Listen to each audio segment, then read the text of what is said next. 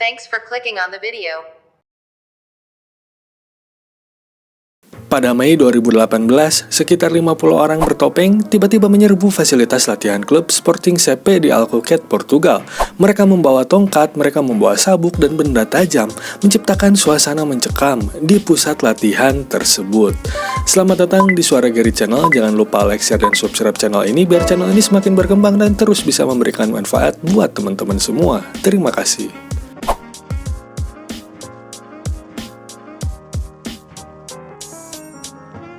Subscribe. Penyerangan ini terjadi di siang hari saat tim sedang bersiap untuk melakukan latihan terakhir sebelum bertanding di final Piala Portugal. Para penyerang langsung menyasar pemain dan staf, merusak fasilitas, serta menciptakan kekacauan total.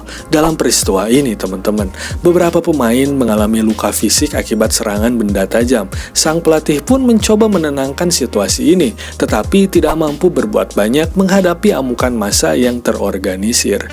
Insiden ini berlangsung selama beberapa puluh menit sebelum polisi akhirnya tiba di lokasi. Selain luka fisik, trauma psikologis telah menghantui para pemain dan staf. Banyak di antara mereka merasa ketakutan dengan ancaman yang nyata langsung terhadap keselamatan pribadi mereka. Setelah kejadian, teman-teman, sikap para pemain berubah drastis. Beberapa di antaranya memutuskan untuk meninggalkan klub, sementara sang pelatih berusaha menjaga moral tim meski suasana semakin tidak terkendali. Tragedi ini meninggalkan trauma bagi mereka yang terlibat dan semakin memperburuk hubungan antara penggemar garis keras dan manajemen klub. Para pemain mulai merasa kehilangan kepercayaan terhadap perlindungan yang diberikan oleh klub, sementara pelatih menghadapi tekanan besar untuk memulihkan situasi yang semakin sulit. Penyerangan tersebut diduga dipicu kekecewaan ultras penggemar garis keras Sporting CP terhadap performa buruk tim menjelang akhir musim. Para pelaku yang ternyata memiliki afiliasi dengan kelompok pendukung klub merasa bahwa para pemain tidak menunjukkan dedikasi yang cukup di lapangan. Kekalahan dari Maritimo yang menyebabkan Sporting kehilangan peluang lolos ke Liga Champions menjadi pemicu kemarahan yang berujung pada tindak yang brutal ini. Namun teman-teman, akar masalah sesungguhnya jauh lebih luas lagi, yaitu adanya ketidakharmonisan antara pihak manajemen, pihak pemain, dan penggemar yang sudah lama dirasakan. Sedangkan presiden klub waktu itu seringkali mengkritik pemain secara terbuka di media sosial yang menciptakan ketegangan dan merusak suasana tim. Hubungan yang sudah retak ini tambah memuncak ketika presiden klub tidak segera mengutuk aksi penyerangan secara tegas, membuat para pemain merasa tidak mendapatkan dukungan. Situasi ini memperburuk krisis di dalam klub, memicu gelombang protes dan ketidakstabilan internal. Akibatnya bagi Sporting CP sungguh sangat besar, bro. Beberapa pemain kunci mengajukan memutuskan kontrak dengan alasan keamanan. Kepergian mereka telah melemahkan kekuatan tim dan berdampak buruk pada performa klub di musim berikutnya. Nama Sporting CP juga tercoreng di mata publik dan komunitas sepak bola internasional, mengakibatkan hilangnya simpati dari sponsor maupun calon pemain potensial. Meski tidak terlibat langsung dalam tragedi ini, insiden di 2018 telah memberikan pelajaran penting bagi Ruben Amorim yang 2 tahun kemudian diangkat menjadi pelatih Sporting CP. Ketika mengambil alih pada tahun 2020, Amorim menghadapi tantangan besar, yaitu membangun kembali moral tim dan hubungan dengan penggemar.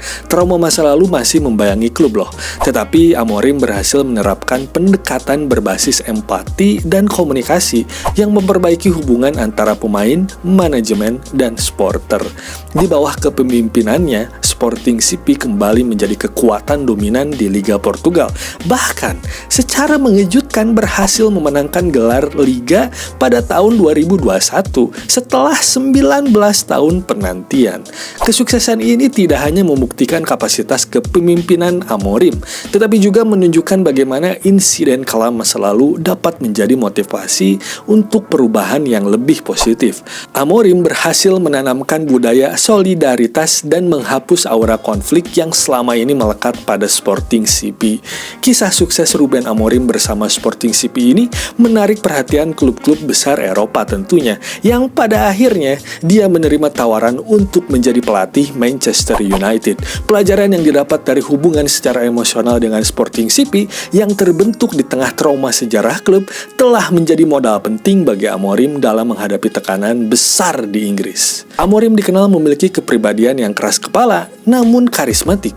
Dengan filosofi segarnya dan wawasan visioner, dia selalu memprioritaskan pengembangan pemain muda, memadukan strategi modern dengan pendekatan emosional yang kuat terhadap para pemainnya. Ruben Amorim kini sebagai manajer sedang membawa pelajaran berharga dari insiden 2018 Alcoket ke Manchester United. Dia dikenal sebagai pelatih yang mampu membangun tim solid dengan pendekatan yang humanis, menjadikan insiden kelam masa lalunya sebagai sumber inspirasi untuk menciptakan masa depan yang lebih cerah baik bagi dirinya maupun Manchester United. Itulah Ruben Amorim yang dianggap masih terlalu muda dan kurang pengalaman di kompetisi besar, tetapi memiliki strategi dan keberanian. Pengalamannya menghadapi tekanan tinggi di Sporting CP menjadi modal penting untuk bersaing keras di Liga Inggris. Semoga keberanian dan kepemimpinan Ruben Amorim ini dapat menjadi inspirasi dan kekuatan bagi kita untuk menciptakan masa depan yang lebih baik. Terima kasih teman-teman yang sudah nonton sampai sini. Jangan lupa like, share, dan subscribe channel ini biar channel ini semakin berkembang dan terus bisa memberikan manfaat buat teman-teman semua. Sampai jumpa di video-video selanjutnya. Bye-bye.